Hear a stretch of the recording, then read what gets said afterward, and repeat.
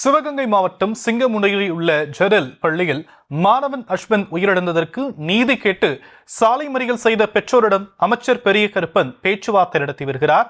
விவரங்களை நம்முடைய செய்தியாளர் அப்துல் சலாம் வழங்கலாம், கேட்கலாம். அப்துல் சலாம், மேலும் விவரம். நிச்சயமாக சாம்.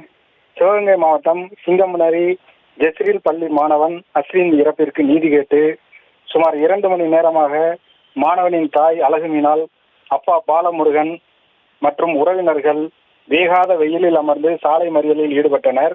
இதனால் திண்டுக்கல் காரைக்குடி செல்லும் பேருந்துகள் மாற்று வழியில் போலீசார் அனுப்பி வைத்தனர்.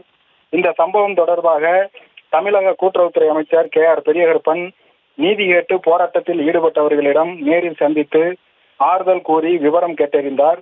ஆனால் உறவினர்கள் அமைச்சரிடம் வாக்குவாதம் செய்தனர். உடனே அங்கிருந்து பெற்றோர்களை அழைத்து கொண்டு தற்சமயம் சிங்கமுனரி காவல் நிலையத்தில் வைத்து பெற்றோர் உறவினர்களை வைத்து நடந்த விவரம் பற்றி பேசி வருகிறார். காவல் நிலையம் வெளிப்பகுதியில் உறவினர்கள் காத்திருந்தனர்.